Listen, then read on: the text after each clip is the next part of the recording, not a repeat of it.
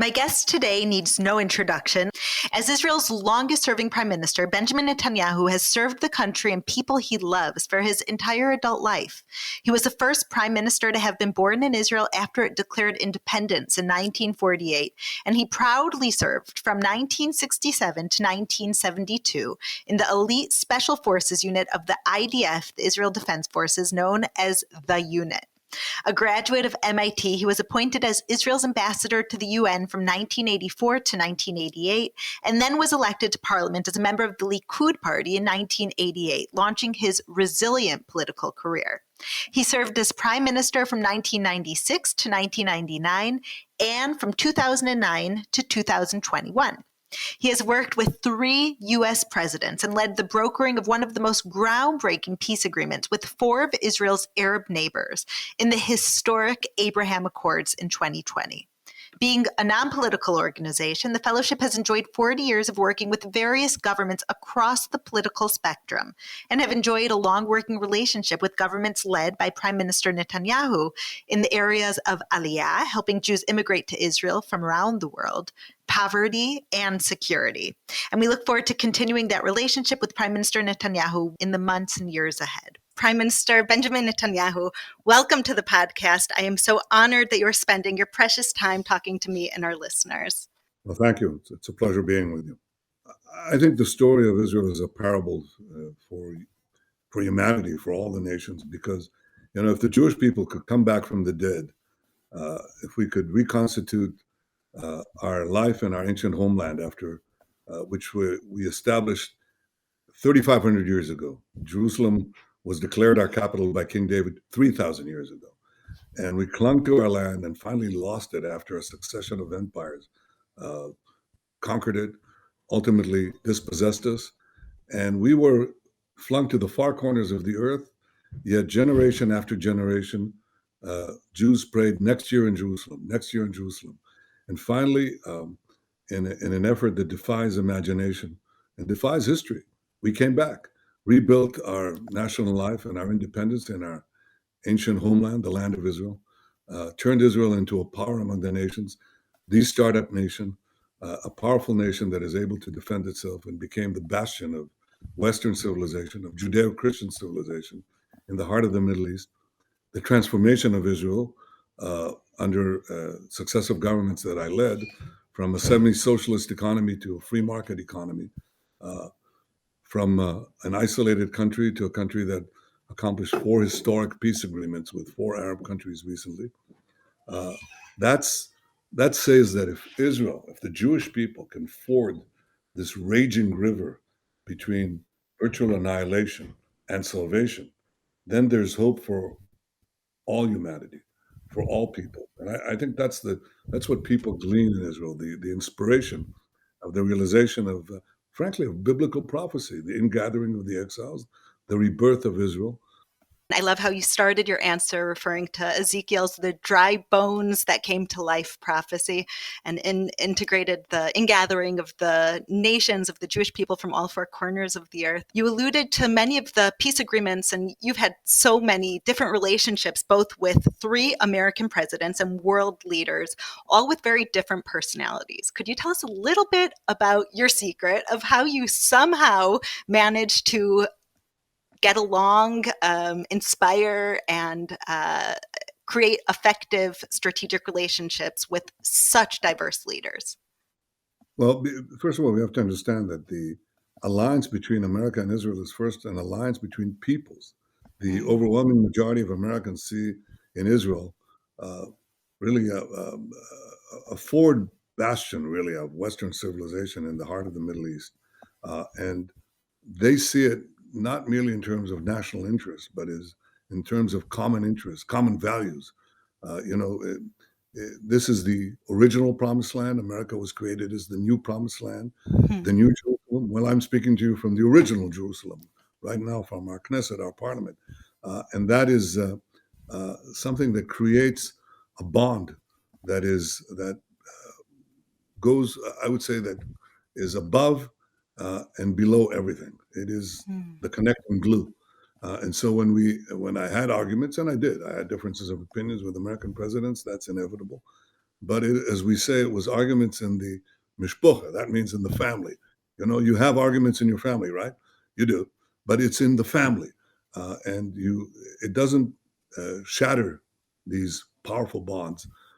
So there have been periods of disagreement, areas of disagreement, but there is an area of agreement, of a common bond of, uh, uh, of values and also of interest. Israel provides enormous intelligence to America. It saved many American lives, and by the way, the lives of the citizens of many nations against terrorist attacks, dozens and dozens of terrorist attacks. And Israel also is the bulwark in the Middle East that prevents Iran, that chants death to Israel and death to America. We're the small Satan in their way to the great Satan, which is the United States. So Israel holds the Middle East together. Without Israel, the Middle East would have collapsed to Iranian aggression. So there is a bond of values and a bond of interest. And Americans and American presidents recognize that. And that's how you overcome things. Beautiful. World leaders are people too, with real relationships, but a deeper interest that's not only for yourself, but for your entire country. And every relationship is deeply rooted in that. Of all the people that you've met and different leaders, individuals that you have experienced and been on their turf as prime minister, do you have any really funny memories or really fun memories that maybe could relate to that, Mr. Prime Minister, with the deeply rooted values of doing what's best for your country, but also just on a human level, having fun and enjoying? Each person is different, and I'm different too. And so you have to, and we're not people without egos. So you have to, uh, sometimes you step on other people's turf, on other people's uh, uh, egos. I'm generally very courteous, and I don't. I can be very firm, but I like to be civil. But that doesn't mean that you don't have these events. But I think that I've been fortunate to have as my guide some great leaders who are no longer with us, uh, and perhaps the most. One of them is my own father, who was a great historian of the Jewish people, and I've also uh, guided by my older brother who fell while leading perhaps the most daring rescue operation of hostages in modern times, the historic raid on Entebbe, where Israeli forces rescued in the heart of Africa 103 Jewish hostages from German and Palestinian terrorists, and that certainly inspired me. But if you ask me who are the two leaders in modern times who inspired me most, well, everybody says Churchill. I'm a big Churchill fan, but uh, but really the one that inspired me most was our modern Moses, the man who, like Moses, uh, opened the gates, opened the idea of a Jewish state for the Jewish people. It was Theodor Herzl, who 120 some years ago uh, envisioned the Jewish state when people thought he was mad. And he said that the Jewish people have to come out of bondage. The modern Egypt was Europe that was going to be overtaken by the forces of anti Semitism, Nazism. He saw that in his mind's eye. And he said there's only one solution. We have to create a Jewish state as a safe haven for millions of Jews. Well, Herzl died too early. He died when he was 44 in 1904. And so the Holocaust that he predicted would happen did happen. But somehow we had created enough of a bridgehead in our ancestral homeland to be able to take in the remnants after this horrible uh, mass murder and created what is now ranked as the eighth most powerful state in the world. Uh, and we're 1/10 of 1% of the world's population. And yet, the University of Pennsylvania annually surveys 17,000 people, opinion leaders in 20 countries, and they consistently rank tiny Israel as the eighth most powerful country in the world. Now that, you can explain that. You can explain that with a lot of things: our ingenuity, our innovations, our incredibly courageous army. But I think it goes deeper than that. I think it's our faith, our Mm. confidence that we are realizing the dream of ages, and that we're bonded by by the rebirth, this miraculous rebirth of the Jewish state, and that we're not going to let anyone, not least these Ayatollahs, to bring this to an end. They may come to an end. We won't.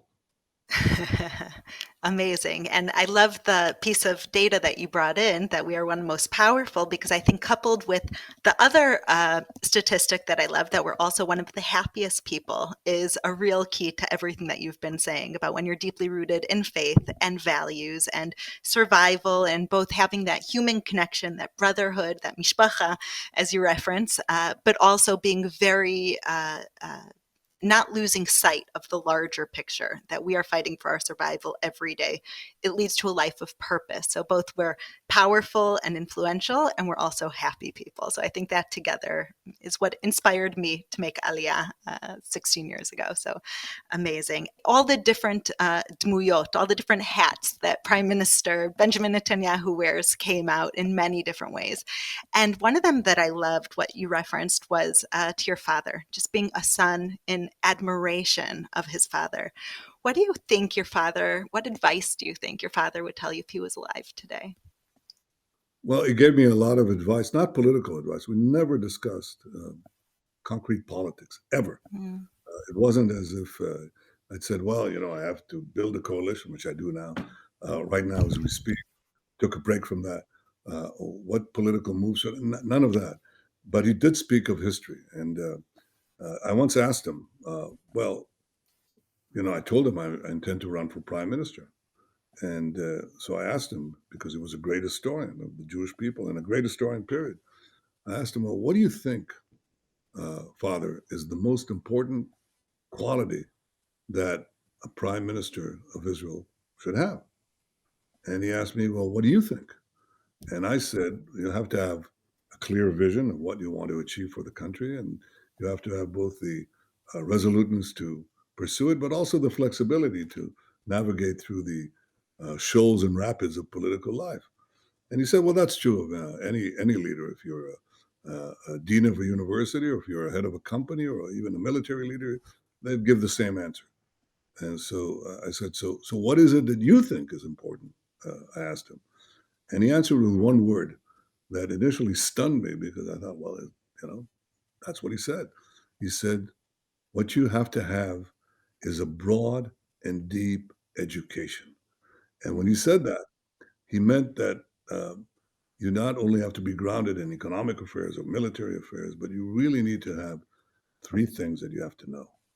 It's history, history, and history.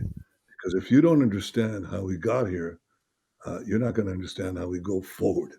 But in our case, history begins with three words: Bible, Bible, Bible. Because there's no meaning to the Jewish people without the Bible. There's no meaning to our future without our past. And I think that's what my father instilled in me and in my older brother and my younger brother, for that matter, too. It is uh, the Jewish heritage, the heritage of the Bible, that informs everything that we're doing today in the modern world.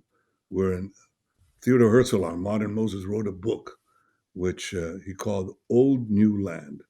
We're an old land, we're an ancient people, thousands of years old, and yet we seize the future. And it's the combination, it's the roots and the branches that make Israel so unique and such an inspiring model for millions and millions of people around the world.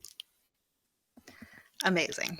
As I mentioned earlier in the introduction, the International Fellowship of Christians and Jews has had the incredible honor and privilege of working with the Israeli government on behalf of the Jewish people. Can you tell us how you would describe the impact of the fellowship on Israel and the Jewish people, and the importance of this strategic partner of Christian friends?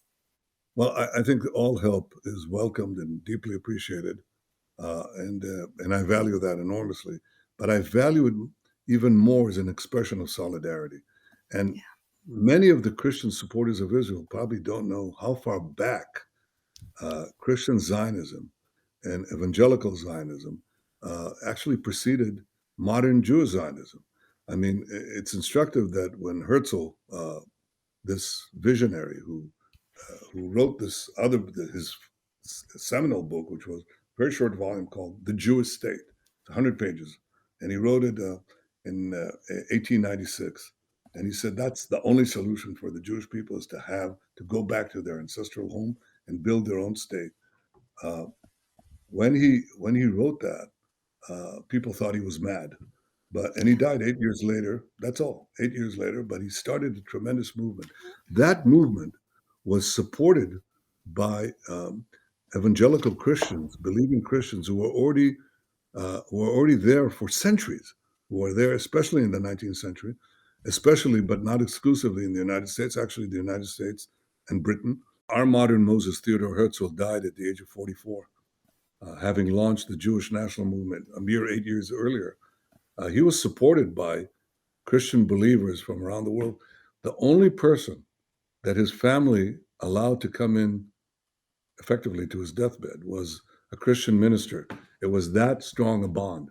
So Christian Zionism preceded Jewish Zionism, and in the course of the birth of Israel, the rise of Israel, and modern Israel, we have not had better friends than our Christian friends around the world.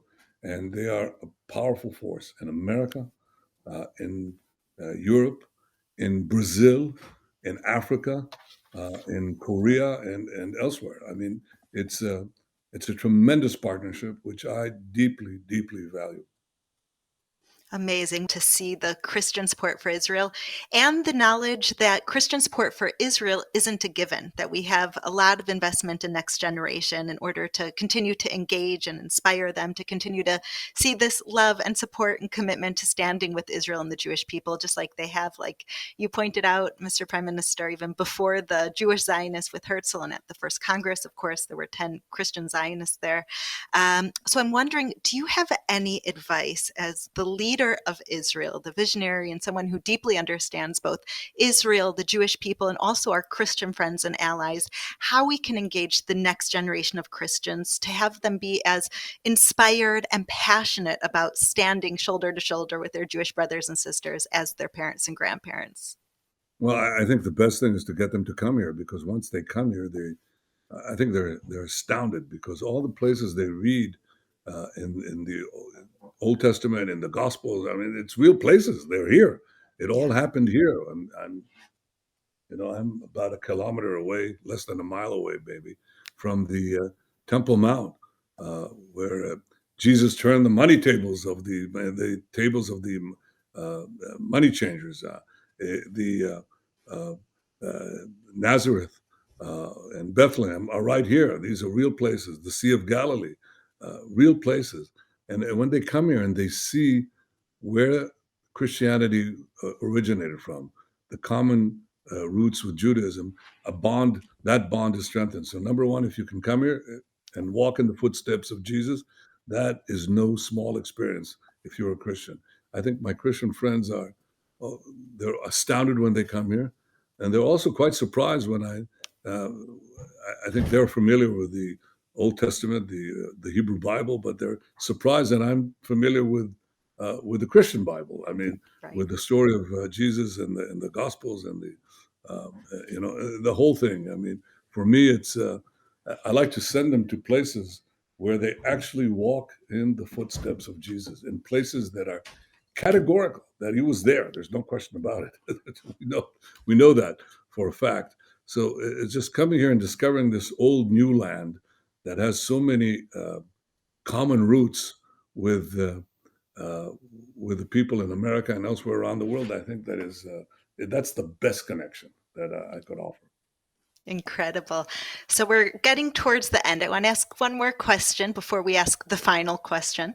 Can you share with me one memory? I know you've stood with him since he started the fellowship and really recognizing and appreciating this friendship and this fellowship that he created. Could you share one memory that you have with my father? Well, I remember when he told me what his plans were. He was a real visionary. And I respect visionaries. I've lived among them, and I propel my own vision. But he said with great confidence, we can expand this partnership and get practical aid when Israel needed it most. Uh, and he said, this will be a worldwide movement. And I remember that I thought, here's a man of vision. Here's a man infused by purpose, and he proved it. And you're proving it, and the people who are listening to us are proving it. But I was inspired by this vision, and it turned out to be, if you have a vision, you'll realize it. If you don't have a vision, you'll do nothing. If you want to live a life of purpose, which I think many in your audience do, and perhaps all of them do, then seek a purpose outside yourself. Seek something bigger than yourself, and that will enrich your life in ways that are unimaginable. There is so much more that we can talk about, but we do realize that your time is limited. So before you go, I would like to end with a question that I ask all of my guests. And that is, if you can share with us a scripture that's your go-to verse for encouragement and inspiration. Well, I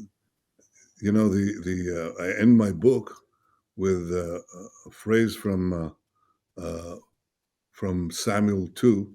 I think it's in the second book of Samuel, that says, I'll try to translate it. I think it's a bad translation, but I'll do my best from the original Hebrew. The eternity of Israel shall not falter, which means that the people of Israel live despite the Holocaust, the pogroms, the exiles, the displacements, the horrors that were directed against our people. The ancient prophecies materialized. We came back to our land, reestablished our one and only Jewish state, turned it into an amazing dream realized. And it tells me that that sentence, that phrase in Samuel was right. It didn't falter. Thank you. Beautiful. Thank you so much, Mr. Prime Minister, for your time. And I know that I speak for all of my audience and all of us at the fellowship in wishing you the very best and lots of success in all of your endeavors. Thank you. And thank you to all my friends, all our Christian friends around the world. Come to Israel. I'd love to see you. If I can, thank you so much. I'll see each and every one of you. If I can't, I'm seeing you now. Thank you. Thank you for listening to the Conversations with Yael podcast. If you like what you have heard, please check out my weekly podcast, Nourish Your Biblical Roots, that explores the Jewish roots of the Christian faith with inspirational and ancient teachings. You can also visit me at mybiblicalroots.org for more of my teachings, videos, blogs, and books. Follow me on Instagram at Yael_Eckstein or on Facebook at Yael Eckstein. Shalom and see you next month.